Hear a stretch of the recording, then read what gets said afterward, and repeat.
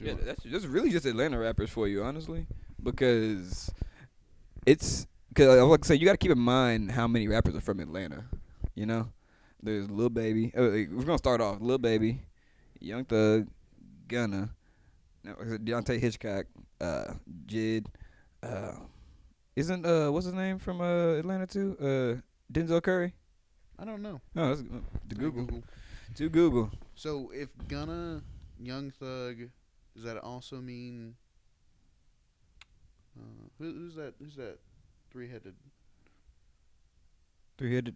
Yeah. Three-headed like goat. Yeah. Little Baby. Oh yeah. Yeah, Little Baby. That's all of them. That's crazy. Yeah. Okay, no. Denzel Curry. Denzel Curry from Florida. That makes perfect sense, though. It does. That makes 100% perfect sense. At least the ones, every single one that you named has that like high pitched, like the Atlanta twang. Like you said, it's like there's a certain like. I think you're talking about like flow, but you're talking about just straight voice. Straight voice. Okay. It definitely runs in their flow, and I think it like usually adds to it as far as a faster flow. Like I like that twang. Like it just. I'm sorry, Google just is so damn negative because it's like I'm trying to look up Atlanta rappers. It's like Atlanta rapper got shot, Atlanta rapper that died. Oh. I'm like, God damn! Like I'm just trying to find the rappers from Atlanta, like so I could make a list. But anyways, that's just the news. So yeah, Gucci Mane, Young Thug, T.I., Lil Baby, Future, Ludacris, Andre 3000, Gunna, Lil Yachty, Jeezy, Big Boy, Killer Mike, Lil Jon, Lotto, Money Man, Rich Homie Quan, Soulja Boy, Waka Flocka, 2 Chainz, Quavo, all the Migos, Jid, Young Nudie, Donald Glover, Childish Gambino. Yeah, no. I definitely don't hear it in Donald Glover, Gucci Mane, or 2 Chainz. They're all from Atlanta though. That's a YFN Lucci to name another. Let's see. K Camp. I had to mention K Camp. K Camp one of my favorite rappers, so I had to mention him. Speaking of, I got my Houston rap shirt on right now, actually. Rapping. My Houston rappers. Hold on. Have I shown you this one before? Yeah. Yeah, it's got Big Mo over here. We got Scarface. Where Trade the Truth at? Trade the Truth. We got Zero. We got Slim Thug, Paul Wall. Let's see, we got Coach Screw in the middle. Got Pimp C right here. Mike Jones. Who do you think is the best Houston rapper? Don't do that to me. Are we going with my favorite Houston rapper or the best Houston rapper? Your favorite. What's your favorite? In question, does Travis Scott count as a Houston rapper?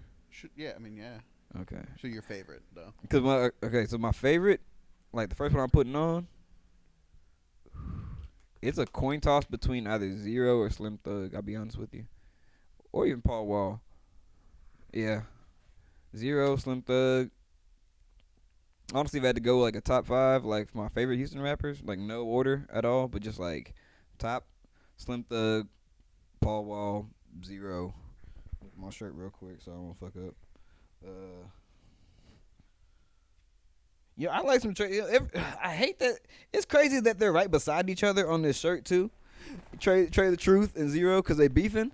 But I put them both in like that category because I got to put Trade the Truth in there personally. I like Devin the Dude a lot. I forget Devin. Oh, I forgot about Devin. I don't know. It's just someone I personally enjoy. Do you know who was in? Is it ESG? ESG. ESG? You know that makes swanging and banging? No. Either way, I want to put Scarface. You not a big fan of Scarface? I just haven't listened to enough. Yeah. To still like actually like put him in my like top. But like, you like Ghetto Boys?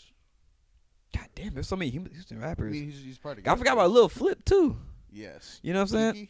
Lil Kiki. I forget about Lil Kiki. I mean, like, there's so many. The ones you named definitely out. We're from Texas, dog. So I mean, like, there's no way we can just pick a top. I mean, Zero's. I'm Big Mo. I gotta. You know what I'm saying? Like, exactly. As soon as you said one, it's like it's gonna be another one that pops right in your head. You know what I'm saying? But I think Big Mo, Zero for sure make it because of their versatility as both, like, because they can sing oddly well. Also, just like, I feel like just Zero's just versatile. And not even that, like, just case point. I was talking about when I used to bartend. We were talking about just random songs, like people playing the club, like even like country bars, right? And cause I was working at a country bar, and someone told me I remember that someone put us in a country bar and they played Zero in the bar, right? And this little blonde haired white girl stands up. She's like, "What y'all know about the hero?" And rap every word to this song. So I think it was Mostly Dying. God damn, man. So that's what I'm saying. Like, in terms of like just receptiveness and like, if you go out of Texas, who else knows those rappers? Yes, I would say zero. You know what I'm saying? Yeah. 'Cause I think also to be unsigned. You know what I'm saying? The whole time. Also, no, I take that back. I take that all the way back. UGK. UGK. I take that all the way back. I wouldn't say zero would be the most because UGK had songs with Andre 3000. No, UGK is definitely the most. You know what I'm saying? I mean, but also, I mean, like, 100%. we're talking like right now. Travis Scott, but like I don't like Travis Scott personally. I'm okay. I mean, I did. I mean, I'll be honest. I do, and I did. I'm the But, same. like, I'm the same exact way. So you're good. He doesn't like blow my tits off. You know what I'm saying? You know, I Like, mean, it's not a, he makes some like bangers. I mean, something I play in the car while I'm driving. You know, when I'm drunk. You So know? super nice when I'm drunk. The You know what I'm saying? highest in the hype room? Music. highest in the room. Like Yeah. half the time, I am the highest in the room. When you're boning, it's not a bad like. I wouldn't put Travis Scott on first when I'm Not boning. first. I wouldn't be. No. It depends on the mood. I guess you what know. I'm saying? I don't know. Man. I don't know. That'll be. It I mean, what has- song? It's ethereal, so you smoke. I'm more of like a. Really, I'm more of a smoking and funk. Travis Scott kind of Yeah. person. You know. Oh no! Yeah, Look yeah, at yeah. Chris. I think everybody. Mushrooms? No, I've just- not done mushrooms. No, with by Travis the way you're dressed, everybody can tell you're pretty funky. You're a pretty funky person. Scott. Like, yeah. oh yeah, no, like yeah, it's just the way Unless you it's- carry yourself, the way you dress, the way you just, you're you, bro. Like, you know, I like to be unapologetically me. I feel like there's. that's all you can be at the end of the day. I feel like that's all you can't. Yeah. Yeah, I mean, like, yeah, That's why what would you? people need to do, bro? It's crazy. You know, but back to Travis Scott, Yes. it's like, I thought about it, and I was like, I can honestly go the rest of my life without hearing a Travis Scott song and be perfectly fine. Perfectly fine. Exactly, you know what I'm saying? Yeah. I was like, not that I hate on them or anything, you know, it's just that I'm not gonna put them on first. Like if it's like a kickback or something, or like, you know, we chilling, we smoking up, we just taking it easy, you know, like late at night, you know, one of those nights, you know, where it's just kind of like, it's a vibe, you know. He has some songs that are like Highest in the room. I don't know. Man. Wonderful. Like, Wonderful is one of my favorite Yeah. songs by him, honestly. yeah. That's a pretty good song with The Weeknd, I think. Yeah. Mhm. I mean, like old stuff, man. I Yeah, mean, older even Travis before Scott. Antidote, like you got, what was it, 3,500? Yes. Yeah. I like God that, damn. You know what I'm saying? Like That was that was a banger. Oh my decide, even as pandering as that was. that was you got good. you got some other ones on that like I'm forgetting at the moment. Here, you give me my phone. I'm gonna. No, go right ahead. Go right ahead. Yeah. So up, dog. I got to. Go right ahead. Yeah, no. Also, I was gonna have you name off who you can see on this here poster right here. I pointed straight to Kanye. So I give you one. Just kind of fill it in. I forget Wait, what I was looking looking up. up. Oh, Oh, yeah. Travis Scott. Travis Scott, 100%. Yeah, go ahead and leave in the comments who your favorite rappers are, whether it be from Houston, Atlanta, or just your favorite rappers in general, whether it be dead or alive. Doesn't make no top 10 list because I wouldn't make a top 10 list because it's a little too hard for me to just like pick a like top favorite all time. I could say I have one, which if I would say like it's very controversial who I would pick as a personal pick. Who would you pick? As My all time favorite rapper, J. Cole. Really? Personally, yeah. If I had to pick rappers who I've been listening to the longest, and also like from, I would say J. Cole would be definitely in my top 5 personally. There's a mix of who I would pick for a personal list, and a list of who I would pick of just greatest of goats. You know what I'm saying? Like basketball. You know, Yeah, like I can openly admit that the GOAT is either between MJ and LeBron. Who my favorite player of all time is, I'm picking like players like I'm small as point guard, so Allen Iverson. CP3, Allen Iverson, Yeah. Steph Curry. Yeah, You know what I'm yeah. saying? Like those would be my top 3 like players who I watched, and also I watched Steph Curry his whole career at this point. You know what I'm saying? So it's a little bit different. So same thing with rap. Like it's rappers who I've been listening to. Like I can't say Tupac's my favorite rapper of all time because Tupac got shot before I was even alive. You know what I'm saying? You didn't get to feel any of the. I didn't get change to they see wanted to like make, you know like what it was like putting on an album with Tupac, or going to buy an album when Tupac first dropped it, putting it on and then like, oh my god, this is new shit, and like hearing what he got now. You know what Could I'm you saying? imagine changes when it came out though? Like I- listen to that shit I listen as to it this, came out, bro. That shit was nuts. I listen to songs like "How Do You Want It" Yeah. and stuff like that. I think like they had to be live as fuck in the studio, bro. Oh, bro, Like, you know that shit. I was mean, live. when this stuff first came out, like this was all like groundbreaking music at the time. You know what I mean?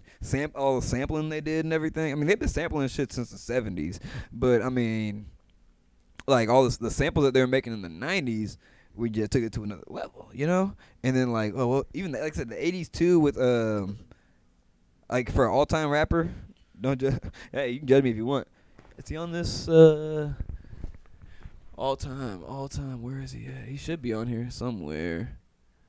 I'm gonna go ahead and say it as soon as I say it. I'm gonna find him. Watch. LL Cool J. Cause if we talking about like people who paved the way, especially like if LL Cool J didn't make the music he made in the '80s, like rap wouldn't be where it is now. You know what I mean? Bro, fuck Busta Rhymes, man. Like where- Busta Rhymes was a big part of the. Busta Rhymes too. I mean, yeah, but think about it. From a Tribe Called Quest in the like late '80s, early '90s to starting really to give that gritty sound when he rapped. And Like, see- it made way for like Wu-Tang and like Old Dirty Bastard, weird motherfuckers too, And see, I heard out of the box. I heard a song by Tribe Called Quest. Well, I heard a song nowadays that was sampled from Tribe Called Quest, and it's a JIT song actually. I caught the sample and I listened to it. I was like, because it's slowed down a bunch, but I was like, wait a minute. Which one is it? I'll remember when you say. But It's I'm gonna say, what was it? Ed Netty. what did he say? What did It's he a sample? it's a Tribe Called Quest sample. Yeah, which one? That's the funniest part because people are always like, what the fuck? It was Which song? Scenario. Okay, I gotta listen to it. Yeah. The Here we go. Here we go. Yeah. And then you go with the I need to re-listen to the song. After. Wait, no, I got you. I hate how sometimes I can play some stuff. YouTube be tripping sometimes. I'll be honest with you. Nah, But you don't I got can to. play some stuff briefly, and then some stuff I get like I want to get on like we ain't big enough to handle no DMCA copyright infringement or nothing like that yet. So we gonna I feel like sit here in silence and or with voices. that, though, they're not big enough to take you on. You know, too, they're not exactly. gonna, So I mean, like I don't know. I mean, we can handle it. We can do it for later. Have people in the listening right now or watching, go look up Scenario and then look up Ed and Nettie by Jid. You can listen to them simultaneously. But if you listen to I recommend listening to Scenario first since it came first, and then go listen to Ed and Nettie, and you'll hear the sample right there. I heard it, and I was like, wait a minute. I was like, I've heard this sample before. Maybe because I was smoking while I was listening to it, but also I'm a Tribe Called Quest fan too as well. love a Tribe Called Quest. Tribe Called Quest. Wait, what's the other one? Here we go. Now holla if you hear me though. Come and feel me flood. Naughty by Nature. Yeah, I had to say it real quick. But I had to go through the lyrics to remember it. Shoot, is Gangstar from Houston? Y'all didn't see that shit. Gangstar? Yeah, Gangstar. You know Gangstar? Gangstar. Mass Appeal, Star, Betrayal. Gangsta. Oh wait, I'm on Atlanta rappers. Hold on. Houston rappers.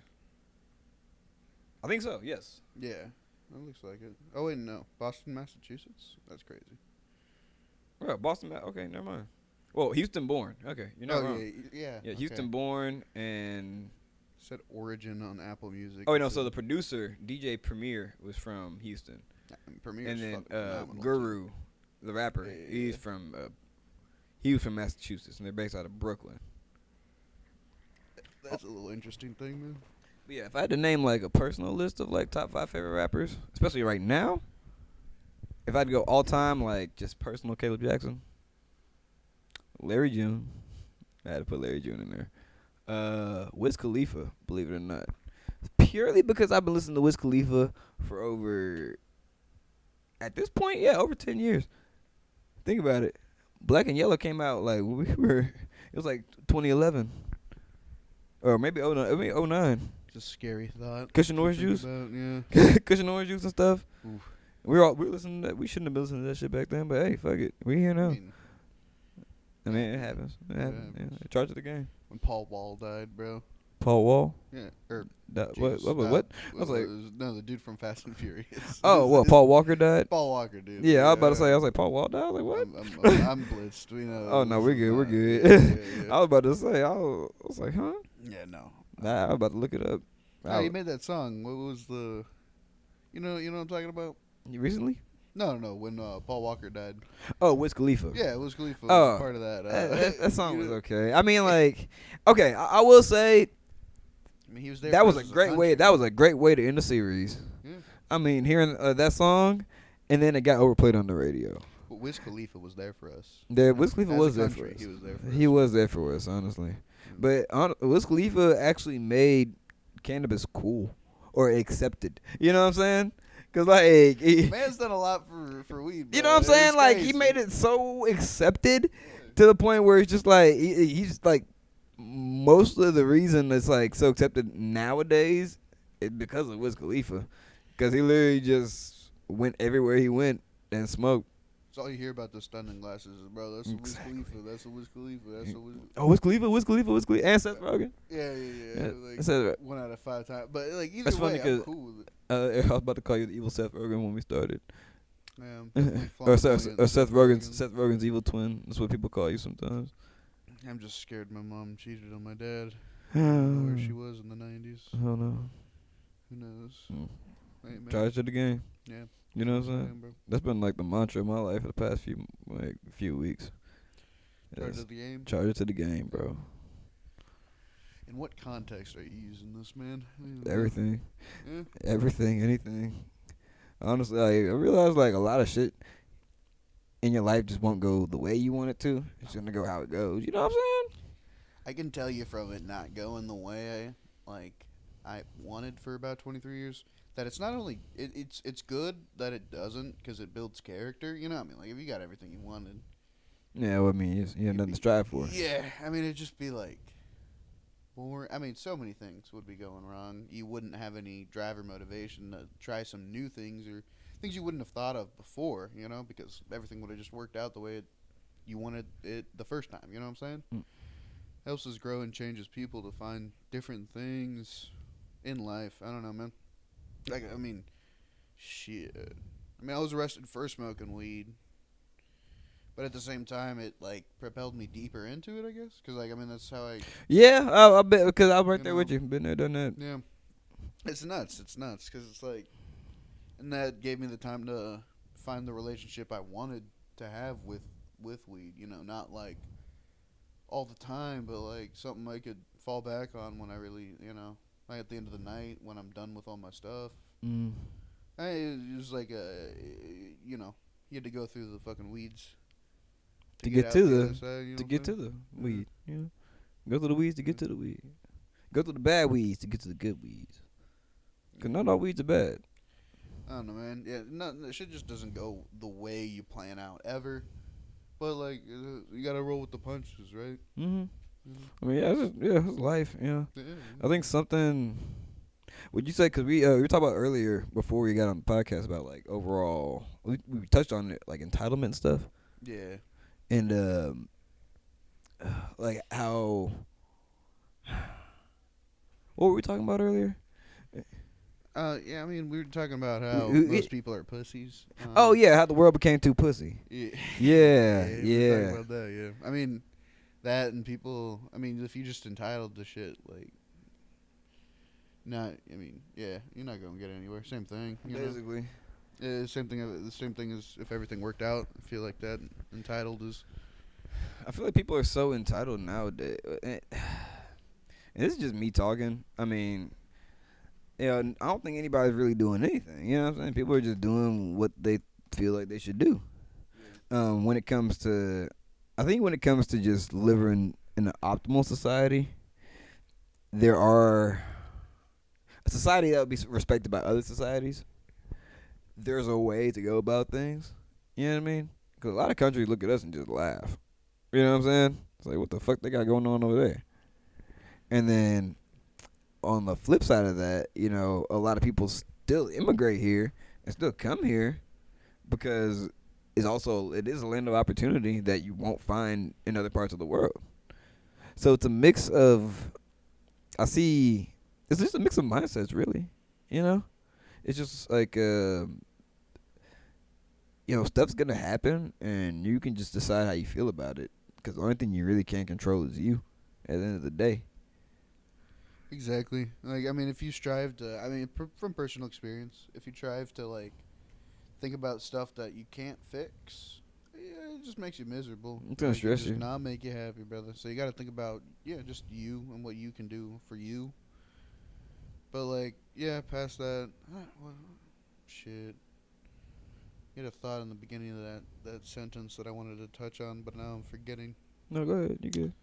Nah, well, yeah, it's tough, man. It's tough to have like the drive that you want to have.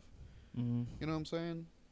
But a lot of people just kind of phone it in general, and it's like frightening. And that's what kind of makes us a little bit of a laughable looking place as a country, right? Mm-hmm. But at the same time, you're right, and some of those people are like, "Well, fuck it, let me kick it in gear," or have always been those people that kind of like succeed and move past stuff, and that's the land of opportunity. It's fucking phenomenal. Sorry, I'll stop guessing there. It's phenomenal. You're all good, bro. So Like, all right. people can do so much here. Like, I mean, literally make a delivery system that makes them a multi-billionaire, and then get divorced and give half of that money to another lady, and she made a bag, bro, doing just being married. Yeah, just being married, and he literally just like, hey, I'm gonna take the mail and make it, a store. No, that didn't make sense. Just store to delivery, bro. That shit's crazy to me. I mean, but yeah, you could do like I said, land of opportunity, as essentially what you're hitting on. Kind of like what I was saying earlier with how like people immigrate here to do it, and then there's people who don't immigrate here from the same country. You know what I mean? So it kind of goes to show you how at the same time, even here, where we preach equality and equity, which are two different things. It's not that you're not. You know what? Maybe it's that some people aren't up to par to be as what society sees excellent. You know what I'm saying? Because just like the stock market, you're gonna give your money to what you believe in, what you trust, right? So be it that it so happens that most people trust stocks like Tesla, Microsoft, Apple, the Amazons of the world. You know what I'm saying? There's certain select things that the majority put all of their faith into. You know what I'm saying?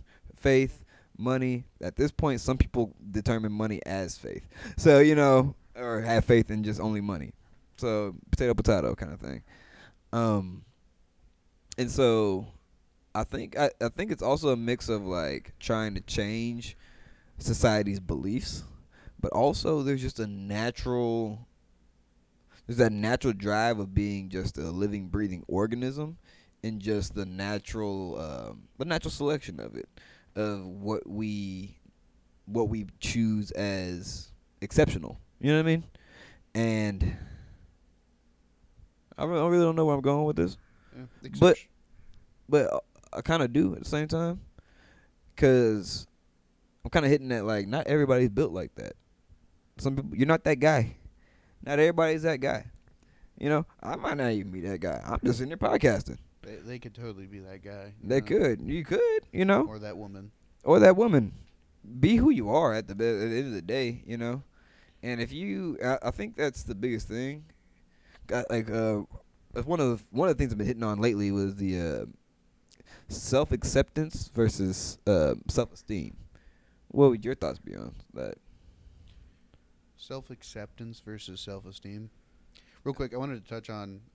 My bad. No, you good. You good. I want to go back to that. Keep that in mind if you can. Oh yeah, no, I got you. Okay, I just wanted to say, I mean, we've seen people like, I mean, you and me have seen people that have been homeless and then worked their way up to something. You know what I'm Something, saying? yeah. It's incredible, bro. I love, You I know, love this place, but yeah, what is exceptional is very, very little. You know, you know, it's just how it is, and that's cool. But like, you can be exceptional in, I hate to say it, exceptional in small quantities. You know what I'm saying? mm-hmm. And that's cool. That's fucking dope, bro. That is awesome to be exceptional on a small stage. You know, like because at least you're in the arena. You know what I'm Yeah, saying? you know, you're You're doing doing things. something. You're doing things Doing that something. other people haven't done. Mm-hmm.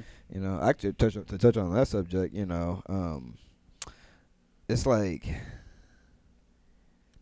we're so unique as people. We're unique, but also we're not.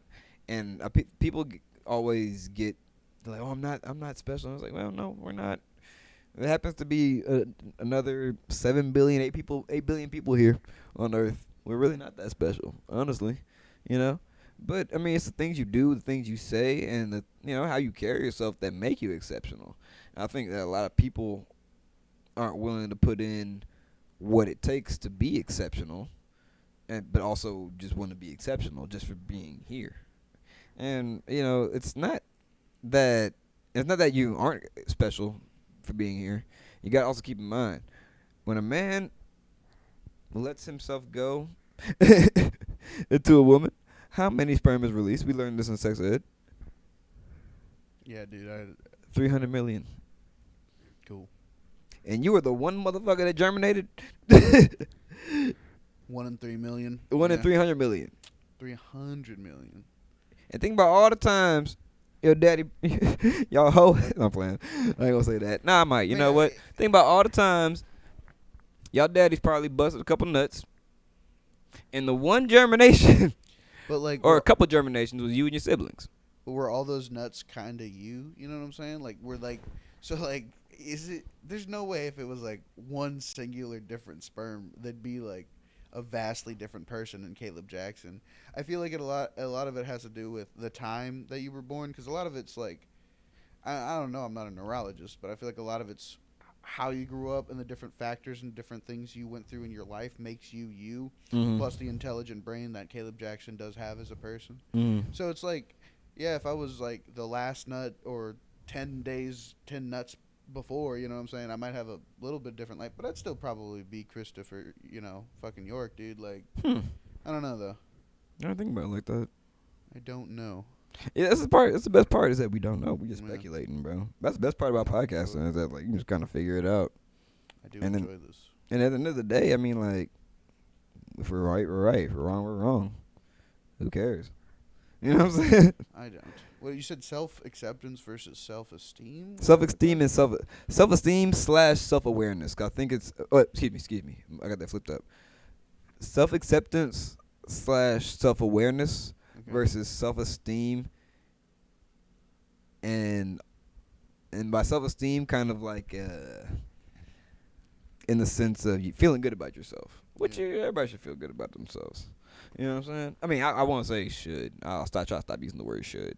You know, I mean, yeah, because it's. you I mean, there's some people that, and I'm not saying I'm not a necessarily judgmental person, but there's just shit I wouldn't do.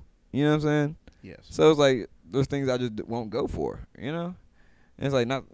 It's kind of just staying in your own lane. You know what I mean? Yeah. But yeah, going back to what I was saying. So yeah, self-awareness and / self-acceptance versus self-esteem. Self-esteem versus. I mean, like, you gotta have both. Without both, you're kind of like not gonna be happy.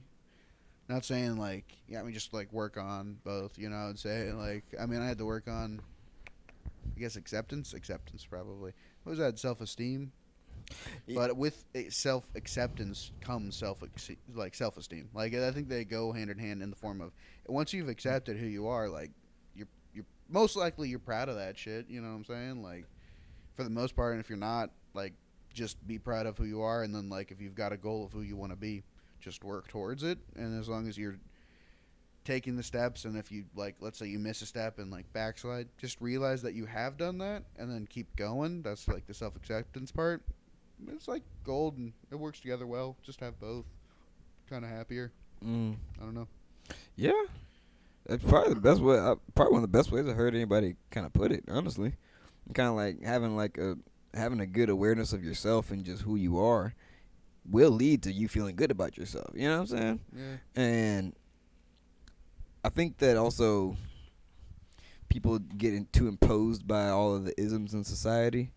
The isms get imposed on too many people, making them think that they have to. And we fall into the same trap too. You know, of like thinking we have to do things to do us to be a certain way, and like I mean, I don't know if you've ever had to do kind of been through anything like that. Luckily, I mean a little bit, but I've not really. I love not having to do like not having to feel that way. Mm-hmm. That's one thing I've been blessed in. I've got a lot of anxiety. That is not one of them. Mm-hmm. I am not like concerned about. The only thing I'm remotely concerned about is sometimes what my parents want me to be, but they're pretty accepting. I'm lucky in that fact, and they're like, and that's cool. And so like, I mean, if I didn't go to, I got arrested and dropped out of community college. Do I care? Not really. I mean, like technically, like the view of what should be was like the degree, and yeah, I've seen like the degree like start at like an internship, so a fraction of their salary at what my current rate is. That I've doubled since like so like I've seen like it be effective and be like, oh, that's probably a reasonable thing, but I've not followed a lot of paths. I was an atheist in a Catholic school, so like I've gone astray from the path for most of my life, and it's just like, I mean, maybe part of me likes being like the opposite of things, but also I can like kind of weave many lanes, and I appreciate that, like, and I don't know, I feel like it makes you happier not having to Not feeling you have to fit into a box. yeah, but yeah, like you were saying, people that like are imposed on, like, hey, like, I mean, me at the very least, so hey, you got like depression, and then for a little bit I put myself in a box like with that shit. Got out of it, I was like, bro, I don't even need antidepressants. I need sunlight and positive thinking, and mostly positive thinking about everything, because things are just fucking dope, bro. See, Great. I got a couple questions, but I'm gonna leave with this one. Mm. I was never actually diagnosed with depression, but you can feel when shit ain't right. Yeah. You know what I'm saying? Like it's kind of a feeling of just like when just, and I remember it's crazy because I remember when I felt that way. It feels terrible for a little bit because your body just feels like it shuts down. You know? No, yeah. It's like your body feels like it shuts down and you're on autopilot. You know? But also, I made some great strides in that time. You know? Because I didn't give a fuck about anything. And it was scary because it's like, I really don't care. I don't care. You know? So it's like, if I died, I die. You know what I'm saying? It's like, it's a difference of like subconsciously not caring and consciously not caring. You know, it's and some people don't see it as like much of a, and it might not even be as much of a seesaw as I think it is. You know, but I've seen what absolutely not caring looks like in both ways. You know, and it can be good and it can be very bad. You know, and same thing with like you said, like people could look at the things you've done in your life and say like, oh, look at this guy, he fucking dropped out of college and stuff, community college. Like, bro, I mean, how long did you stay in college? It's bad I don't remember. 2.5 years. 2.5 years. I saw people when I was at community college playing football. I saw people or play football. What did I say play? Yeah, I play football. And so I saw people who in sports, not in sports, fall by the wayside after a semester. You know what I'm saying? And I don't know if you know anything about playing sports or even like, I'm guessing you worked while you were in school too, right? Had a job and everything, or you just school? I actually didn't. That's a blessing. Yeah. No, I'm not. I mean, not really. Now that I look on it, I think that it would have been a blessing to work, man. To have something else to focus on. Not even that. I mean, like I liked what I focused on. I focused on like, I mean, I gamed some, good amount, but like, and hung out with friends and played basketball. So camaraderie, and a lot of the times I would listen to a lot of things that I felt like helped open my mind as a kid. You know what I'm saying? Like a lot of. I listen to this guy Sam Harris. He's like a big podcaster, neuroscientist that I enjoy a lot. He's And come on. He's come on my TV a few times. he's a really interesting person. I really like the way he thinks about a lot of different things, current events or otherwise, future or otherwise, religion or otherwise. It's very interesting that you can propositions like you can be spiritual and you can get benefits from meditation that are purely scientific and purely through neurology. Mm-hmm. I don't know. It's pretty interesting. Like a lot of stuff, I found solace in it, and it helped me kind of grow and think the way I think now, and I appreciate that. But at the same time, I would like to also instill a little work ethic in myself. You know what I'm saying? I had to gain it myself later on because I was just jacking around for the most part of my youth. You Mm-hmm. know, it was cool though, and I did feel like I gained. I'm me because of it, and I'm cool with that 100%. But I probably could have gotten better grades if I just applied myself. Maybe working would have helped with that. But who knows, man? This in the past. What was the attachment to this question? We were talking Um, about. school and work. 'Cause I was telling you that like some people could look at the fact that you Yeah. dropped out of community college and say Mhm. whatever about you, and then I can look at them and be like, dog, I know people who couldn't last even that long. You know what I'm saying? That's cool, man. Some people just ain't It's not built even it's for not it, even a you thing of know? a I think the why I say that is that a lot of people compare so much. You know what I mean? You Even should. compare. You know what I'm saying? Yeah. Because we all got such different paths. I feel like it's not a bad comparison when you're talking about money and the terms of as long as you don't negatively Oh feel no, about your oh, not even talking comparison, about you know what money. I'm I'm talking about just when it comes to the mindset of because I remember what it's like just going to school, but then just going to school and having to go to practice, and then just going to school and working. And I remember school and sports versus school and work are completely different because school will not affect my money. You know what I mean? Nor will the money affect my school. If I don't get good grades, I'm gonna have to spend more money. You know what I'm saying? If I stay at work, I'm still fine 'cause I'm making money. You know what I'm saying? So it's a mix of it's a divide of do I give it all to work and just keep getting this money, or do I need to stick with school?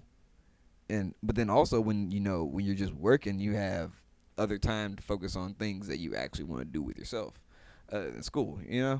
And I I don't know because a lot of people I have friends who my best friend's about to graduate on the 13th, and so he he's been in it for 6 years and getting a dual major. So I mean he worked for it, especially with COVID and like the pandemic and everything. So we had to jump through some hoops to get there.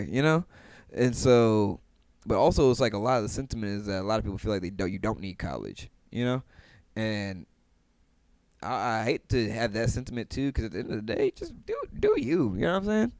I think it's basically what I'm trying to get down to at the end of the day. it's a you do and you don't for sure. Mm-hmm. It's like depending on what you want to do, Exactly. It really just depends. And I feel like it is tougher without a degree, even though you may have the knowledge of someone that has a degree. Because you talk to a lot of people in school. It's very I didn't learn much, or I hear a lot of hey, I cheated on this, I cheated on that, and that is just it's so interesting, Mm-hmm. 'Cause you're not learning anything from the actual, but you get that piece of paper which does propel you forward, and for the most part, a lot of stuff is really just hands-on learning. So you can learn a lot of business acumen. I feel like that's just as a jump for me to say.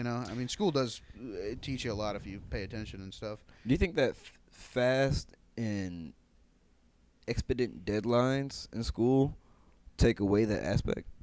Yeah, a lot of school is not properly done in my personal opinion. Yes, a lot of the blame relies on the student, but a lot of it relies on the institution because you've got things like you said, very strict deadlines, and not something focused on actually getting through to someone. You know what I'm saying? Not actually learning the material, but Yeah. but more you need to have it done by so and so.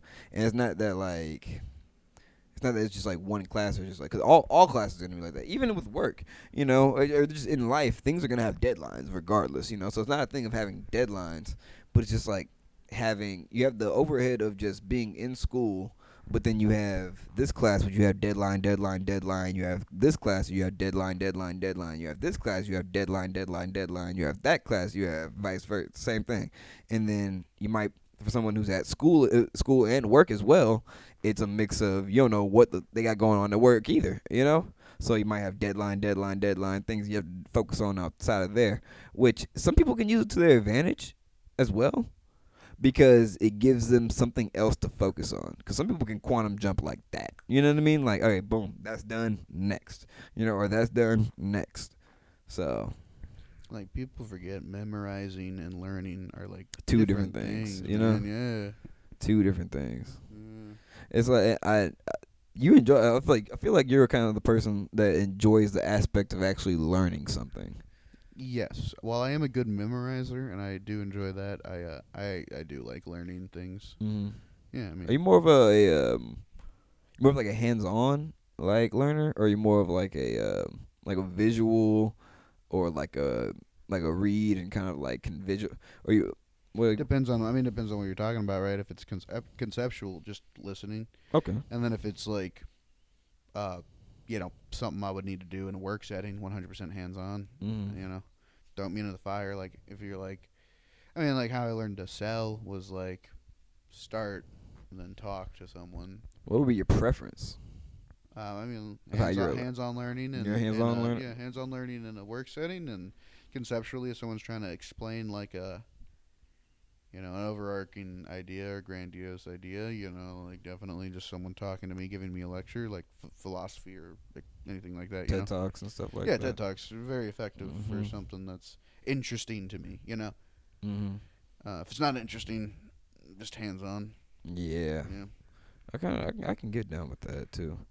I'm getting back into reading too as well. It's pretty fun. Cause I told you I got them chess books now too as well, and I remember I think my taste has kind of changed in a sense, because I remember when I was younger I used to like to read more of I liked books that I liked because it had to have like a clear cut where is this going kind of thing. You know what I mean? Not necessarily like a spoiler alert, but kind of why am I reading this? You know what I mean? Why does this book interest me so much? Talking like a meaning, or like you talking like a like meaning, or for instance, one of my favorite books was when I was younger, like until I was maybe about like out of we'll say third grade, something like that. Magic Treehouse books. You ever fuck with Magic Treehouse? Magic Treehouse was the shit. Was you know what I'm saying? Oh, that was amazing. Oh, you gotta love it. Exactly, because it was that level of fantasy as a kid, especially of being able to time travel and go to other places, bro. Like what? Places you heard about that were like majestical and shit, like Camelot, or I don't even remember some places that were like both historical in historical times, but also give off like also vacation places. You know what I mean? Or like say they're in Hawaii and they have to get off because there's gonna be a volcano erupting or something. Like, and they have to, but there's a reason they're there. And you're along for the adventure. So maybe that's it. More of an adventure kind of like an adventure reader. Yeah, that's what did you read? What do you read now then? Like more you're saying chess More, books applicable to like life? Yeah, and more. stuff? Yeah, more. Way more. Like scientific, theoretical, conceptual. A lot more of that now. Just like kind of like the basis of life. Just kind of like things that, yeah, more like nonfiction. Put it nonfiction. And I wouldn't say nonfiction even then. It's more of the learning thing, of just being able to learn, like, even a calculus book, because like, I sucked at calculus. And then of all people, I had a girl I hooked up with taught me calculus, and it was pretty fucking crazy. And so, but yeah, no, I've kind of gotten that into more of that now. But back then, after that, kind of like in that age range of that preteen age range, Series of Unfortunate Events was my shit. Oh, dude, I was about to say. I was following it up with. Did you? Oh my A god. series of unfortunate events, bro. Did you watch that Netflix series? It was a letdown. What? I loved it. I don't know what you're talking about. Did you watch it all the way through? May, You did not I, watch it all the way through. I, There's may- no may- way. I really don't remember. I'm, it takes me a while for me to get into a show. It takes a lot for me to get into a show, especially to watch it, to want to come back consecutively, and watch it the next week. But I remember the movie. Maybe I do need to go back and watch the entire thing before If I anyone's judge. seen that in the comments, please let me know what you thought. Please let us know, man. Yes, please, because I'll probably have to go back and watch it. But I think also because I don't know if I related to Klaus Baudelaire so well, because I was in between. I had an older sister and a younger sister. Yeah, I was like, huh. I was like, yeah, it's just basically like me. But also, just everything they went through, there's a pattern somewhere. There's always the same people, same type setup.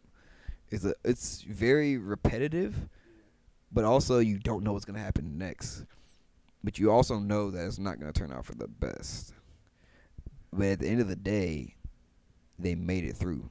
Yeah, at the end of the day, exactly. It was, dude. That's like, it's a phenomenal thing to teach kids, so they don't do that anymore. You know what I'm saying? Like, bro, you gonna go through some crap in life, but you alive and you got family. You know what I'm saying? Like, you got family, bro. A series of unfortunate events, Yeah.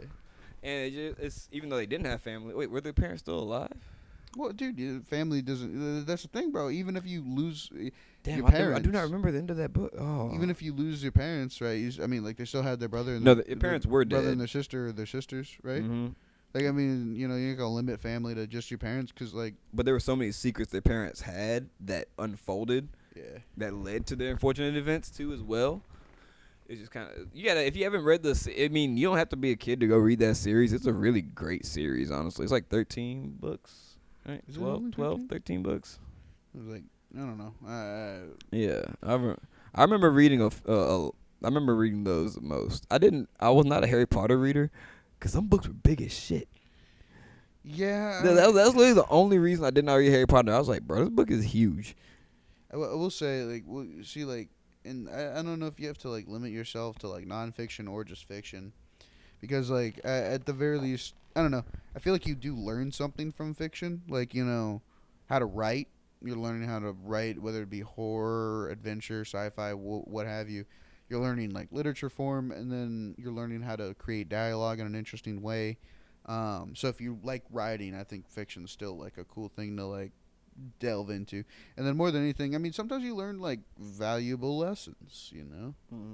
I don't know. Striving to think of one at the moment. I like the only thing that came to mind was like The Shining, like just like the first book. But I mean, it's about isolationism and kind of separating yourself from family and trying to make up with family. A lot of stuff ends up boiling down to like some interesting themes. Like I Am Legend. Like it's such a different thing, the movie from the book. The book is about who is the monster, because they make it very kind of clear in the movie that like Will Smith kind of wins and like they're literal like demon vampire men. But in the book, like they are vampires, but they have like a reasonable society, and he's the only one that hasn't turned into a vampire. And in the morning, he goes around and like stakes a lot of them to death, and like kills most of like their people. Then at night they kind of like riot at his door, and at the end you're forced to realize like that he might be the monster in the situation. That's something that he had to come to terms with when times change. Like Who do you become? yeah. Yeah, and like so, I mean, you can learn all types of different stuff from fiction too, but yeah, you don't learn it as in a straightforward way as you do with the nonfiction. So I get you. All right, cool, we're good. Sorry, No, hit me with a little notification to plug up the computer. Don't want a catastrophe. Catastrophize. So yeah, no. But you see, I do have a. Did you? Oh yeah, that's what I was gonna ask earlier. How was Catholic school? Did you go to public school as well? Never went to public school until I went to community college. Okay, so I was about that's because I wanted to know if you ever got the actual different, like the different feeling between like as an adolescent at least. What would what was that like? I mean, when you were one on one with the priest, it was kind of scary. No, I'm just kidding. You can cut that if you need to. No, we're good. We're good. I about to say that. I mean, Hey, I never been one on one with a priest, so I would, or I don't remember being one on one with a priest. But I went to. It wasn't a Catholic school. It wasn't. I didn't even go to Catholic school. It was a Bible church. Anyway, to continue. seriously answer the question, it's yeah. I mean, I was faithful for a minute, and like that was cool, and then I had to like get out of it, and that was an interesting time, especially being in the school. Like, I mean, you can ask questions, and do I had all the outlets to like constantly ask questions and learn about it, and like I don't know. I was like, I liked being a clown and both like also learning about the stuff because it helped me make my informed decision and make sure I was sure about something, right? So I mean, I liked it. It was filled with a lot of people who were indeed entitled, and that was cool to see and learn from. And a lot of people who weren't and were down to earth, and I found good friends because you can find good friends anywhere, you know. And you can learn that you can have massive differences with a person, but still get along with them, dude. And that's something I feel like we do not learn or have nowadays, bro. Oh no. People are not like. Anyway, Oh no, it's like anything. bro, be liberal and be conservative and be friends. You know, like Yeah, I mean, I have people who I don't agree with ideologically, but at the same time, we can sit there and have a conversation about how we don't and get to a common agreement. Or sometimes we don't even talk about it because we got other things that we are actually have in common that we talk about. You know, like they know something I don't, and I know something that they don't. You know, exchange of information's tight, bro. exactly. And so, yeah, Catholic school. Yeah, so like I mean I don't know. It was I went to public school. yeah. How was that? It's interesting, to say the least. It's the whole cause like the no like do you have to wear a uniform when you went to school? Oh yeah, yeah. I mean like I wanted to ask, do you think it prepared you more for the world or less? A little bit more because there's literally just pure unpredictability of public school. Um, Everybody has a different public school they went to, so I mean, different public schools build different people. But I would say the one I went to, I mean, at least growing up, especially where I went to elementary school, it was interesting because I was zoned. The way the zoning here was just crazy, and so I was zoned for a certain school, and I was also zoned. I had to go past another elementary school to go to my school. You know, so it's like, well, I used to wonder, like, why don't I just go to that school? You know, and so it's like, you see those little reasons, like those inklings of like policy and reasons why you go to this school and not go to that school. You know, for no other reason. You're just a kid. You know, you're like, why don't I go to that school? You know, if I literally have to pass that school to go to my school, you know? And so, but what I'm getting to is that I went to one of the most diverse elementary schools in the whole city of where I grew up. And so it was easy because it kind of helped because I got such a diverse crowd of people, you know, from all kind of different graphics, whether it be rich, poor, middle class, lower middle class, upper middle class, don't speak English, you know, or speaks a lot of English, barely speaks English, you know, both Asian, Hispanic. I had a lot of those friends just at a very early age, you know, and so I think that kind of did help build diversity in my life from the fact that I just went to school with just a very, just a diverse group of people. You mind if I say something here? What's that? Uh, it's funny you say that because like, just to say my 8th grade class, I was like I would say like just a ballpark one of like 8 white dudes out of like 100 in the class, you know? Really? Yeah. So like I had diversity but it just was Bel Air, in Houston, very very diverse. And then like, also I mean, as much as I dog on the Catholic Church, if you take the good and I mean, like just listen to the teachings and take the good part of it. You're supposed to love the poor people, and I did like volunteer work and stuff, and like made me see that stuff. But I feel like in a positive light, where like but yeah, no, I mean a lot of like Asian food and eighth grade and stuff like that. So I don't know, bro. See, Tight, it's tight. see, from what I learned, maybe it's me watching too much YouTube as well. But there's exocentric religion, esocentric, and exocentric. Exo being how you relate to the outside world, eso being how you relate to yourself personally. And from what I learned from this one video, a lot of what is taught in the under the tree of Christianity, Catholicism, is taught exocentrically of how the world should be, rather than how you should be.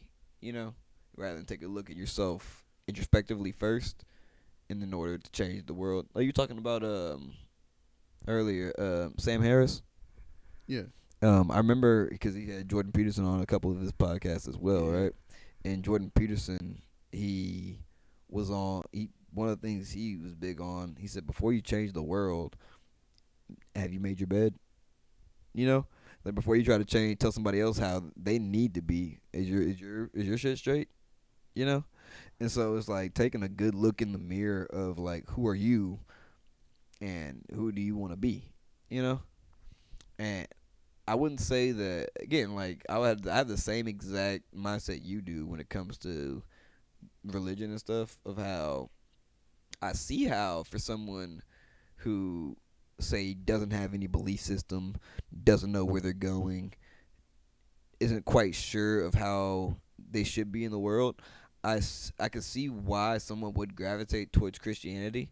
And I would honestly tell somebody who is at a point in their life where they don't know where to go, they don't know what to do, that Christianity might be a good option for them, you know, because it provides community.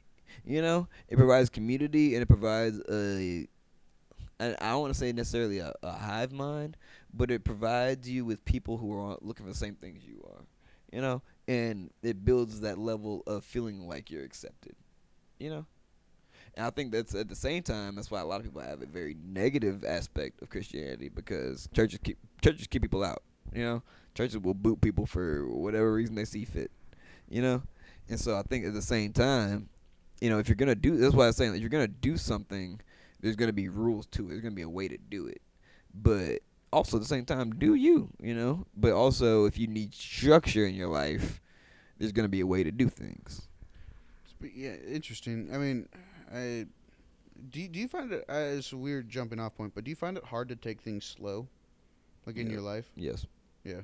Yeah, yeah. I mean, like for someone who naturally thinks very fast, and because like it's like someone asked me a question, it's literally 3 different boom, boom, boom answers I can give them. You know, and that's why for a lot of times I'll like stop, actually think about it, because I've gotten like and process what they've asked me, and also process how to give the best answer. You know, um, yeah, I would say I think that might be played in because you said you had anxiety. I also was somebody who kind of, I wouldn't say necessarily anxiety, but anxious about what's next. You know what I mean? And not knowing what's next, but trying to get so far ahead of it, trying to get ahead of what's next. When you can't get ahead of it, 'cause you can't control the shit. You know what I mean? And if you want to try to jump ahead too far, you're just gonna end up being in something you weren't ready for. Yeah, man, I feel that. So, it's you should be very patient. I know it's no, it's not the easiest to do, especially for people who think fast and just move fast. Because you want to see what's next. You don't want to settle and stay in one spot. Yeah, like being still. Yeah, because we were one of those kids you couldn't be still, right? Yeah, dude, I'm sure if you're watching this, you're like, Oh yeah, no, we was sitting there fidgeting the whole time. Fidgeting the entire time. Exactly, like we can't be still for shit. So like, it's also a thing of just being active. You're ready to go do something all the time. And you're kind of the same way as me when you're in your space for too long, cooped up too long. You need to get out. you know. I mean, I wouldn't say I'm the only person who thinks like that, you know. Nah, Some I people mean, are okay with being like recluse. Yeah, some people are cavemen, you know. yeah, I feel that sometimes, but like, yeah, I don't know if that's slow or like just you know comfort level because it's like it depends on what you're talking about, right? If you're talking about options for school or options for a job or like you really like dating, like how long do you wait before you become a thing or like you know what I'm saying? There's like Taking things so slow. many. There's so many Ah, slow things, I see like what you're talking taking about. life slow, man. Like knowing, like, oh, just taking life slow and just, oh yeah, because honestly, Wanting to succeed faster than you feel like you know what I'm saying. You want to be something. Most people. I like, feel like. like today, bro, I had two things to do: podcast, and there's a place that got $5 burgers on Mondays. So that was literally the two things, literally the two things on my checklist today. We got to talk about this place after the No, podcast, we man. will, we Okay. will, we definitely Okay.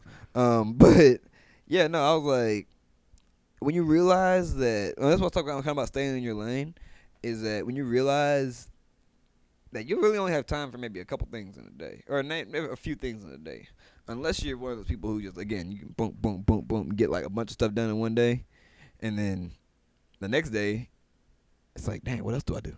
You know, because you get everything done. That's why I like having errands to run, because it feels like you're getting stuff done, you know. But then it's like when it comes down to like free time and spare time, it's like what do you do? You know, you watch TV. Do you just sit there? You do nothing? Do you go hang out with friends? You know, do you go outside? You know, do you? And so I think part of that is that like, and I say that because when you said relationships and dating and stuff like that, um, I say that because you have a limited amount of fucks to give in a day, in a lifetime. You know what I'm saying? And so that's why you should take things slow. That's what I'm trying to get at. You should take things slow because stuff's not going anywhere. You know what I mean? And so, You never feel like stuff's going somewhere, man.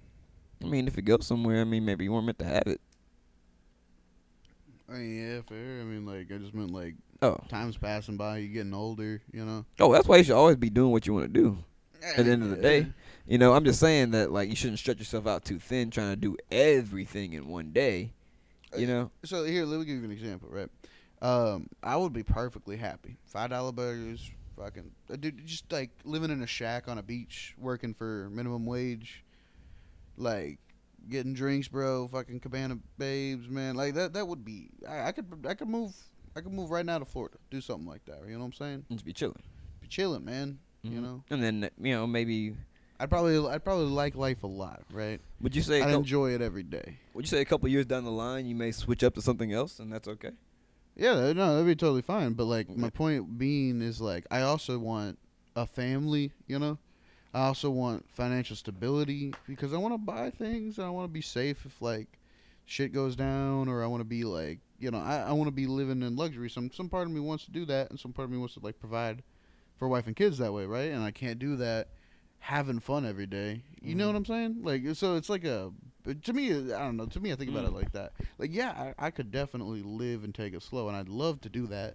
But part of me feels like I need to go faster, and so like I kind of try to match the speed, and it's tough. I don't know if I don't know if anyone in the comments over there feel like that either. I see a guy. Yeah. And to that, I would say also it's a mix of yes and no. Because whatever you choose, you got to do it. When I say do you, whatever you do, bro, do that shit to the fullest. You know what I'm saying?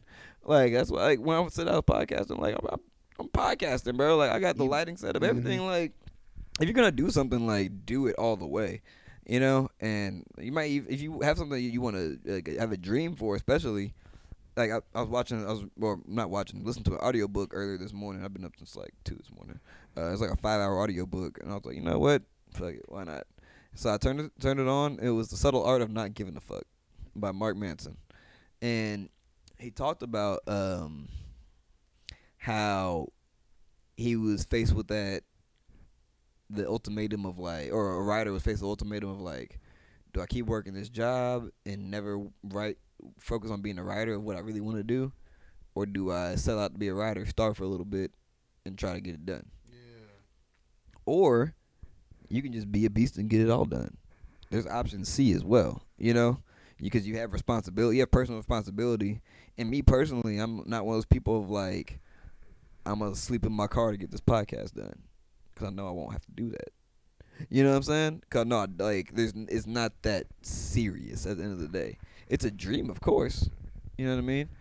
And I'm gonna take it the way I see it fit. You know, and so, but also with that is that it's not of a. It's like, you know the song Vienna by Billy Joel.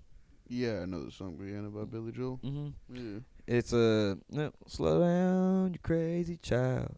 You know, Yeah. you know. Wait, Is it? what's that after, man? You're gonna kick out. You're gonna kick. Yes. I forget the next part. Yeah, no, that was You're gonna kick off before you even get halfway through. When will you realize Vienna waits for you? Yeah. Oh man, dude. Yeah, that was my high school girlfriend and that song, bro. I just haven't listened to it much since because that. But Damn, Chris, we live the same life. yeah, bro. We didn't live partially the same life, Chris. God damn. Bro. It was. What we talk, man? It's like it's crazy, like how you had of all things, an ex showed us that song, bro. You know what I'm saying? And it's like, it's just those like little messages from the like. I don't know if it's because I'm just like out there, because I got, you know what I mean? I got posters of the universe and shit over here. Like I got a astronaut smoking a bong over here. Like I'm out there, bro. So it's like it's a mix of. It's like damn. It's like she was in my life to tell me that I need to just wait and be patient. Dude, dude, that shit drives me crazy. It's like it's you cool, showed me that dude. song for a reason, and we were together for a reason, even though it didn't last, and the shit sucked. You know, it was crazy because I was gonna lead into that too, because when Eric and I were talking the other day about, he brought up the topic of hoflation. And he went, yeah. I had no idea this was a thing either, and so the topic of, remember how we talked about at the very beginning of the world has got too pussy. Yeah, too much pussy. And so it's talking about the topic of hoflation, about how like a lot of women are nowadays are promiscuous, okay, and which okay, it's a hoflation, right? I was like, is this the inflation of hoes? I was like, the influx of hoes. Why are we inflating hoes? What you do in the bedroom is your business. Exactly. And so, yeah, I see somebody going in the bedroom with a bike pump. I'm like, ooh, okay. Walk in there with some fucking tongs and shit, some goggles. The air compressor, man. You know what I'm saying? Like, you're. I was like, God damn. Brazilian blowout. Anyway, anyways, but the topic of hoflation, and he was talking about it because it went along with everything with the TikTok stuff with Andrew Tate and stuff. And it's crazy because I broke up with my see, they got me when I was at my lowest. They got me when I was at my absolute lowest, when I was hurt, when I was like, damn, man, you know, like shit wasn't going the way I wanted to. And it's like I wake up and it's like I really kind of fell for that shit, and it's like you know, it's kind of a little because in a sense they're not saying stuff that's necessarily wrong, they just have a bad way of going about it. And Eric was talking about how he has, you know, having a younger brother. He said, I would hate for my younger brother to view things like this growing up. You know what I mean? And it's like, And so, damn, where was I going with this? I don't know. Fuck. Things is tough though. Things do be tough. I mean, it's like I don't know. I mean, I'd follow more along the lines of like a Jordan Peterson line of thinking than thing that Tate would say. He's just like, damn it, what was kind of nonsensical sometimes. Damn it, where was I going with this? Oh yeah, okay. So it was talking about how and then it hit me because we had a conversation that kind of led into this at the same time about both trying to have everything too fast and also not everybody being equal. Yeah. And it's like, and the message part of the message that I got from it for a little bit. I saw the toxic shit of it because I'm like, damn. After a while, I was like, damn, this shit is very fucking toxic. Because like they're really just preying on like the part of people that's actually, you know, hurt and resentful. You know, I felt that, you know, because I was like, you know, you feel hurt, you feel resentful, and these people are saying everything that just agrees with your hurt. And there's something weird about feeling hurt and feeling resentful and feeling angry that feels so damn good. Yeah, I mean, honestly, yeah. You know, it gives you motivation to do things. You know, but also it can motivate for you me. in both good ways and bad ways. You know what I'm Yeah. saying? Depends on the person. And so, as well as the fact that I wouldn't say that we have a weak-minded society, but you tell me. You gotta tell me in the comments. But to go along with that, talking about how not everybody's equal, and that, like, you know, Andrew Tate was a kickboxing world champion. No, I won't take that away from him. You know what I mean? But to go along with that, he's saying this as God. He's saying this as a thing of how all women are the same, and how all guys are the same. You know what I'm saying? And how, you know, you look at me, I'm exact voice, kickboxing world champion, bro. You know, I'm top G, bro. Top G. Walk around Instagram with my dick hanging out, swinging around, cause the top G's do. That's why I fuck all these bitches, bro. Was that a good Andrew Tate comparison? It wasn't bad. It was a little more British than Romanian, but I appreciate. He's British though. He just lives in Romania. He just lives in Romania. Okay. But yeah, no, like, Yeah, the it was same, good. It was good. the same bullshit. In which sometimes he actually says something that's like, damn, that actually has some merit to it. But then it's like he's preying on the fact that a lot of guys feel inferior because of comparison. You know what I'm saying? Yeah, man. I mean, like, yeah. You know, and it's not the fact of like, because you can look at somebody else and think, oh, well, why does he have everything that I don't have? You know, because you're not the same, bro. Y'all aren't equal. You know, you and him are very done all the things that other dude has done. Yeah. You know, and not even that. You know, it's even like what Mark Manson was talking about in the audiobook about how comparing yourself to others, about how, like, this one guy used to say that he never got girls because he was short. You know what I'm saying? It's like, so you're gonna build that mindset of that's the reason. You know what I mean? So you're gonna look at a tall guy and think, oh, that's the reason I don't have. He's the reason I don't have these girls, because girls want tall guys, right? No, you know what I'm saying? And you know, you realize that it's just such a horrible mindset to have. In which, again, going back to what I'm saying, some of the things he talks about is like, yes, you should be in the gym. You should be trying to improve yourself to be better. I wouldn't say you should be trying to improve yourself better just to go out there and just fuck a lot of women, just to have a lot of sex, because that will lead you that's gonna lead you nowhere, misery, bro. That's gonna lead you to misery, dog. It's not doesn't make you know, happy. Trust me, trust me. We all love it, okay? we all love it. It's amazing, okay? Phenomenal, yes. But it comes and goes, just like everything else in life, you know? And I think that's the part of it that everybody wants to have something and keep it and eat it, you know? And just have it and hold on to it so much that it hurts them. Part of that was, like, the impatience, man. And, like, the impatience of our culture. And, like, we were talking about earlier, like, before the podcast, I really appreciate it. Like, now that I'm sobering up, that over-sexuality, which I feel like feeds into a lot of, like, why it's gone this way as a society.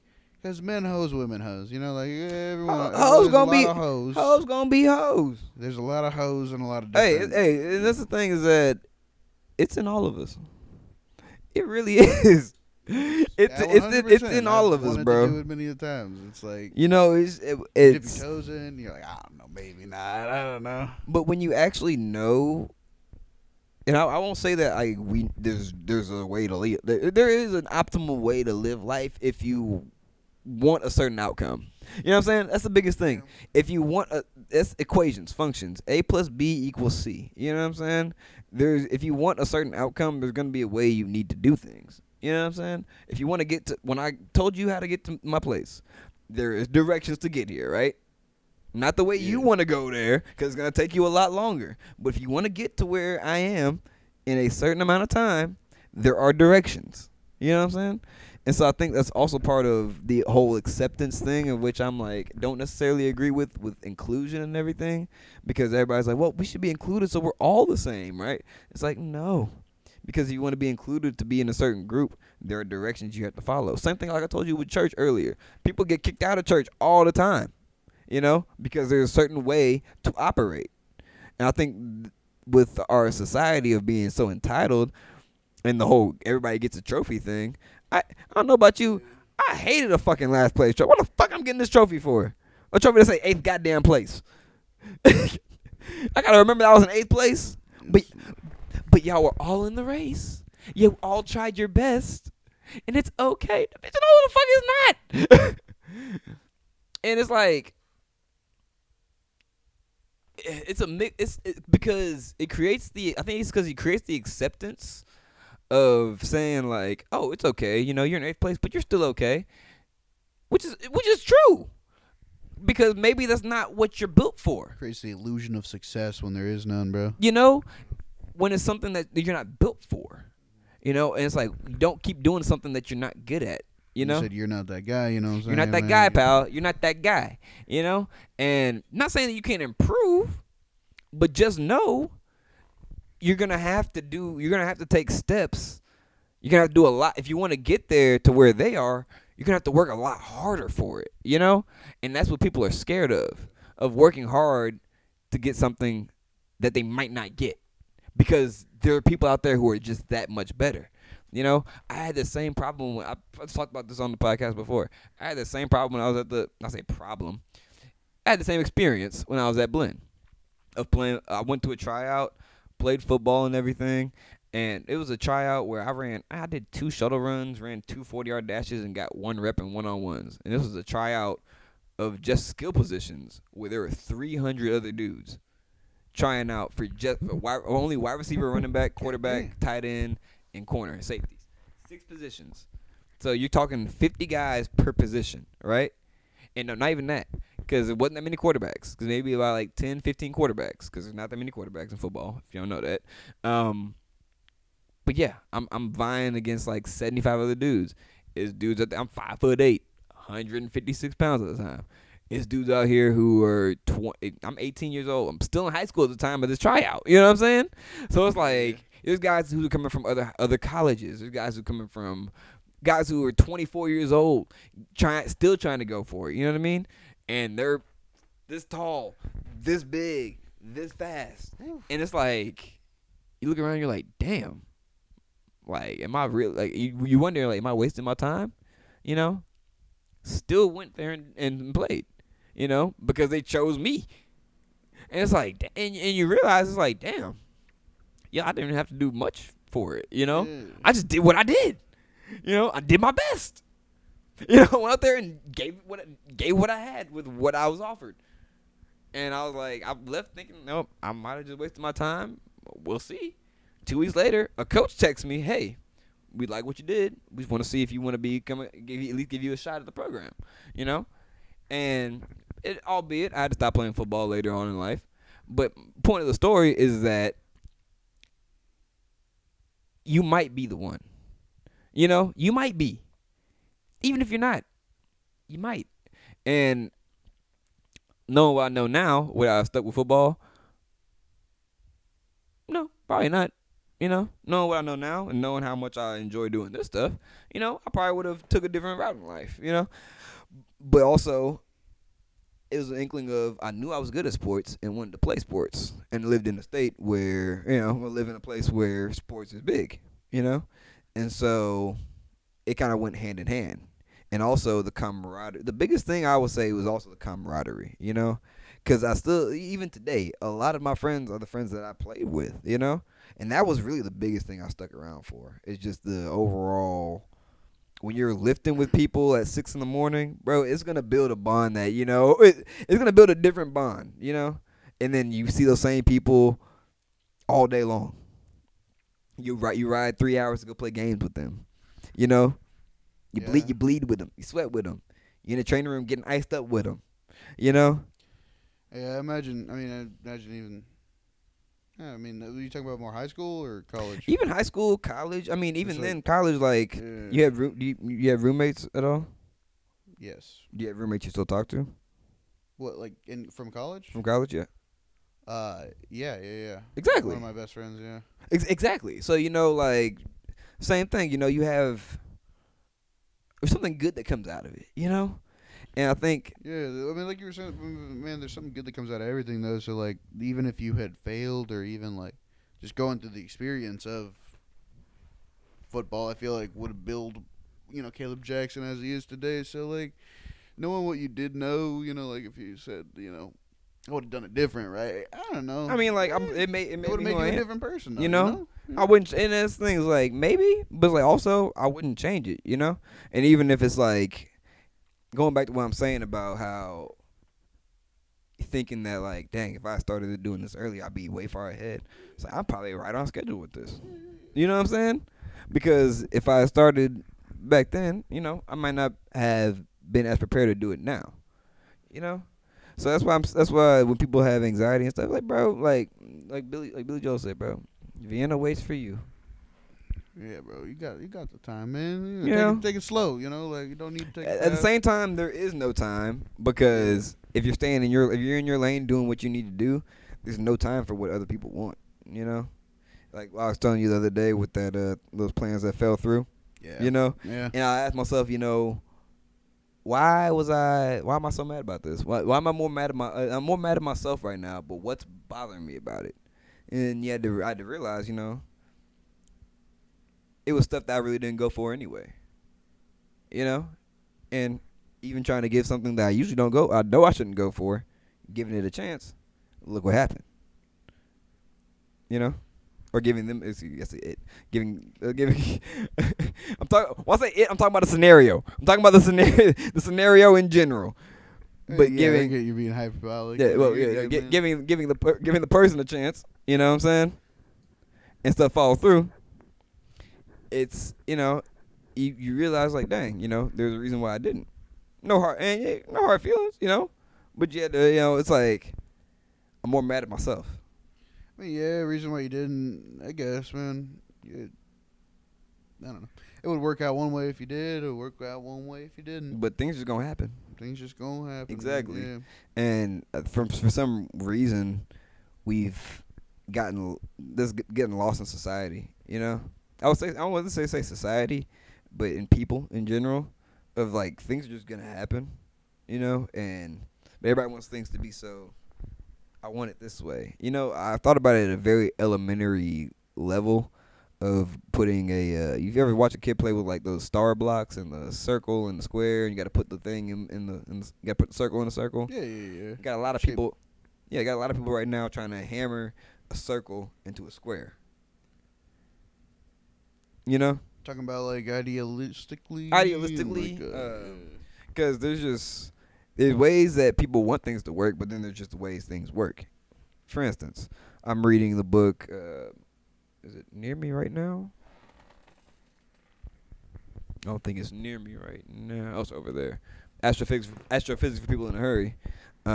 Still reading that book. If you don't know, I told you I've been reading it. I'm a slow reader. Anyways, no, it talks about how the speed of light, 186,000 kilometers per second, I believe. 100, yeah. Before I sound stupid on here, hold on. Speed of light, kilometers. No, okay. 300,000 kilometers per second, 186,000 miles per second. Okay. So, and that's just the law. Yeah. That's the law of the universe, And that's never changing unless the universe wants it to. And if the universe wants it to, it's changing. And me here on Earth, I can't control that shit. You know what I'm saying? Yeah, I know. And so it's just the realization of that there's the way things work, and that's how it is. It is what it is. I mean, yeah. It brings like, I don't know. It's sometimes like it is admittedly hard sometimes to like accept things, especially when they're like crazy and outlandish. But either way, like, that brings you solace in the fact. I mean, it helps with acceptance, Yeah, I mean, like the Que Sera, Frank Sinatra stuff. Yeah, you just let things go. And it also comes with letting yourself go a little bit. Yeah, what will be, and like what will be, will be. What will come to pass. Yeah. And just really it comes down to just there's so many isms going on around us that it's so hard to really hone in on who it is you really are, your core, you know? Because you got so much telling you what should, what shouldn't, you know? And that this is the way it should be. And like, but also people afraid to be themselves. I think it also comes with people afraid to be themselves because of judgment. You think that would be a little bit too as well? I don't know, man. A lot of people like being themselves maybe too much nowadays. They're like, you know what I'm saying? Well, I don't know. Maybe they're like fitting into a mold that's, uh, being yourself, but being yourself like in a false way. I don't know if that makes sense. well, and I think Being a fake self. You know what I'm saying? yes, Like present a fake image of yourself. Like you saw that new South Park episode with the brand imaging, and it's like everyone's a victim mm, of something. But like, yeah, that's just factually true. So like, get over it. It's not a part of your identity, because if you make it a part of your identity, then like, yeah, mm-hmm. I don't know, man. I don't think you're gonna be happy with that. Like, as a part of your identity, bro. Like, you know what I'm saying? And that's the thing I think a lot of people are striving for is happiness. Yeah, it's a tough thing to like, tackle, man. Like, yeah, how do you think you achieve that stuff? You don't. You just be. You just. I mean, I think you can achieve happiness in certain moments. Like, things can if I'm make you being, happy. I'm happy usually. Yeah, things can make you happy, or you can be happy with just what life gives you because you realize that some people didn't wake up for life to give them anything. You know?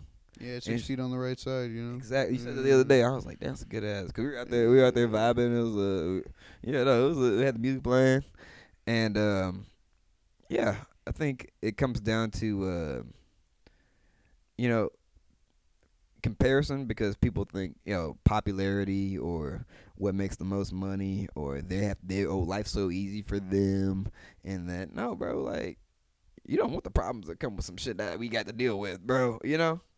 Oh yeah, man. You know, like everything's gonna come with problems. You're just gonna choose the problems that come with what and what problems you're willing to deal with. You know, Yeah.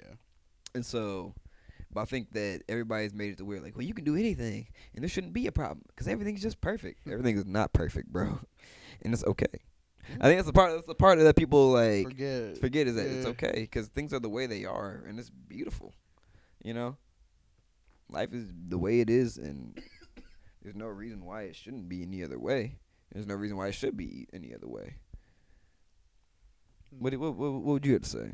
I mean, go ahead. What would you have to say? For like what, happiness? Or Even in society, like sometimes I'm like, people should be away. You know, because I mean, again, going back to what we're talking about, if you're trying to achieve, not going back to one of the big topics I have right now, satisfaction versus gratification. Being satisfied versus gratified. And so, and let me, as I always do, I should just go ahead and have this written down somewhere because I've talked about this so much on the podcast. But I need to pull up the definition of gratification. I have a good comparison of both of the words right here. Satisfaction occurs usually after the fulfillment of a desire, but gratification occurs mostly when you realize the importance of the things that you possess. Oh, okay. I'll read it one more time for the people in the back. Satisfaction occurs usually after fulfillment of a desire, but gratification occurs mostly when you realize the importance of the things that you possess. I mean, like, I'd say be gratified. Take your gratification, bro. Mm-hmm. Because like you got to be some semblance of enjoying life, right? Like, what is it? Be happy for like you got a house. If you got a house, be happy that you got a phone. That you can watch YouTube. Be happy you can live in an air conditioned apartment. Yeah, like got basic rights. All the stuff. Find gratification in that stuff, right? But then like after that, you can find satisfaction in other things. I don't think too much satisfaction obviously is gonna. It depends, I guess, because like you can find satisfaction in work, you can find satisfaction in hobbies that you enjoy that do progress you as a person or build you as a person, which I think is like really really cool. Or even satisfied with just having like like you said, like somebody could have an 8-story mansion or 8-bedroom mansion, and some people look at it, well, oh damn, my gosh, well, I wish I was living in a studio and be like, I wish I was living in an 8-bedroom mansion. It would be amazing to live in an 8-story mansion. Yeah. It's also amazing to live in a studio, because I have a roof over my head. I know that it could be way worse. So I think that's where the satisfaction comes from, and I think a lot of the comparison takes away that actual fulfillment of the satisfaction. You know what I mean? Yeah, no, I understand, man. Keep comparing stuff like you said, earlier. You're gonna be unhappy. Yeah, that just don't work out, man. You comparing yourself to other people like that. Mm-hmm. And then you think about, and then with gratification. I mean, do you think it's fair to like compare yourself to your peers though, and then that's like so like those anime, bro, like the anime, you know what I'm saying, like friendly rivalry type stuff. That actually does kind of help in a way.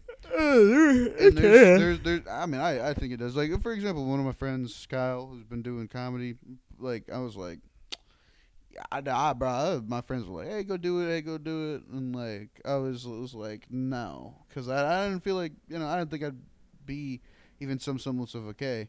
But even that's fine because it's like just fun to do something for yourself. You know what I'm saying? Mm. Like he went out there and I was like, I can do it, bro. I'm gonna go try it with the homie. And it's like a rivalry in the terms of like I want to one up him, he wants to one up me, and that's like a very healthy thing because it like pushes y'all forward as friends. You know what I'm saying? Iron sharpens iron. I will say that. Exactly. There's like so I think there's a level of comparison that you can and even like in a shitty way as far as like comparing yourself upwards. Like I have a house. This guy doesn't have a house in the terms of like I'm doing okay. You know what I'm saying? Like I'm doing well for myself. So like that helps you be gratified in a way, kind of. You know what I'm saying? In a weird way. Exactly. And yeah, it goes both ways. And yeah, iron sharpens iron, but at the same time, I know all too well, you gotta watch for the people you have around you because a lot of motherfuckers be jealous. Yeah. A lot, and you don't even know it. You know what I'm saying? And it's not saying that like it's. I've had instances in my life in which you have people try to snake you, and he's like, bro, why? Yeah, he's like, why? And you just accept it. This is who they are. Yeah. And it's like, dang, now we know what to watch out for again. Yeah, it's like I mean, like two lines come to mind, like forgive 100%, but never forget, and then like also like I don't know, when the trust gone, that love is soon to follow. You know what I'm saying? Fool me one time, shame on you. Fool me twice, can't. But yeah. Yeah, I mean I'm sure we've all had our fair share of like. And jealousy is a natural emotion, so it's just kind of about like how you react to it, I guess. You know what I'm saying? Mm-hmm. Yeah. Yeah, some people take shit to heart though. Yeah, some people do be taking stuff. I mean, like, and it's but like, you ain't time to worry. Again, you ain't got time to worry about those people though. Yeah, I think the biggest thing is that there's no time to worry about anything that's outside of what you want to do. And especially if it's something you really just don't agree with. And something that, you don't have to be accepting of everything, And some people see that as like, oh, you're so judgmental. It's like, well, I only have one life. One. I mean, like, it's like if you don't want to accept it in your personal life, that's cool, as opposed to, like, accepting it as it is as a society. Yeah, like, I don't know. Like, do I think there's things in society in which we could be better? Obviously, because this is me talking too, but I just truly do think that there is something that society is looking for, and you see it through everybody, whether or not it be ideologies, people with jobs. People are looking for something to connect to. You know what I'm saying? Whether it be social media, ideology, people are looking to be included in something to connect to. And I think that it's a mix of hearing all the noise of the things that people don't like and having to react to it and feeling like they had to react to it. I fall in the same category too. We all fall in the same category. Yeah. It's not an easy road to be in. Just like attempt. It's not an easy road. Whatever you're gonna pick is not gonna be an easy road, regardless. And so I really think that society's just kind of looking for something or looking for some kind of direction, of like, or something or somebody or something or something to tell them that you're okay the way you are, Yeah. And there's so many things around you that tell you that you're not okay the way you are, which to some people could be true. You know what I'm saying? I mean, again, I'm not saying that no one's not gonna say that. People are gonna say that. Matter of fact, because people love to give their opinion about shit. But at the end of the day, it doesn't really matter because you only got one life, and that's the biggest thing too is listening to. I wouldn't say don't listen to other people because some people actually tell you what you need to hear. You know what I'm saying? And like, damn, like you might be fucking up. You might be fucking up, and it might be and people hate to hear that they're fucking up. Yeah, but sometimes you need that reality check. Sometimes Exactly. You need to be fucking up. Some people hate reality though. Yeah, some people do. That's why I'm trying to study reality. Like the brain, the universe, and just how things work. Because there's a certain way things work, and a lot of us want to know why. A lot of them want to know why too, as well. Who, what, when, where, and the why. Yeah, I mean, I do feel like why is like the thumb. You know what I mean? It's on the side. It's always it's the thing that grips it all. It's the thing that brings it all together. But also, it's not a finger. It's like who, what, when, where. And the Y is on the side. I don't know why is a finger. I mean, thumb's a finger, jeez. Is it? Yeah. Oh. You got 5 fingers, G. I thought like someone said technically a thumb isn't a finger. I mean, how many fingers you got? 4. I don't know. Hold on, let's see. Hold on. You got 5 fingers, opposable thumb, bro. Is a thumb a finger? Yes. Is a thumb I'm sorry, y'all, in the comments, man. I Hold apologize. on. Although in some languages, including the Icelandic and Russian, the thumb is referred to as the big finger. In other language, including English, it is considered a special digit, a non-finger. And there are anatomical and physiological reasons to separate the thumb from the fingers.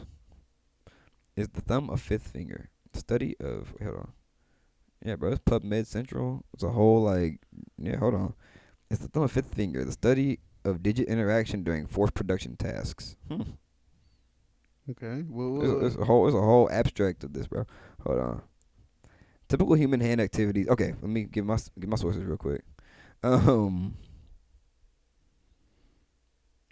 Yeah, published in final edited form as Excerpt Brain Res, 2005 January. This is from PubMed Central, National Library of Medicine, National Center for Biotechnology Information. Typical human hand activities such as prehension involve the coordination of the fingers and the thumb. Although in some language, including the Icelandic and Russian, the thumb is referred to as the big finger, in other languages, including the English, it is considered as a special digit, a non-finger, there are anatomical and physiological reasons to separate the thumb from the fingers. The thumb has a very different muscular apparatus without multi-digit, multi-tendon muscles that are involved in finger action. Can you pause this up, by the way? Is that a possibility? Actually, we've been going for like an hour and 37 minutes. Yes. So do you want to I'm cool with ending it off right there talking about thumbs. Yeah, that's cool. I mean, I just needed to pee, but no, we're good. No, it's all good. Okay. We talked about a lot actually. We did, we got it covered. 100%. Yeah. So I might start off on the thumb thing later on, but yeah, this has been Caleb Jackson Podcast with my boy Chris right here. Chris, anything you want to plug? Anything you want to say? Comedy night tonight? I mean, I did, but I totally forgot because on the spot, and also my bad. No, you good. Let me plug stuff. I got a TikTok now that has some stand-up on it. It's crazy. So I felt like if you definitely listen to most of this, follow Topherson69. That's at Topherson69 on TikTok. TOPHERSON 69. I will also put that I'll put a little link in the description as well. Leave a comment. Don't forget to like, subscribe, and yeah, we're good right there. Thanks for listening. Alrighty, buddy. Oh, appreciate you. Yes, sir. Y'all be easy. Peace.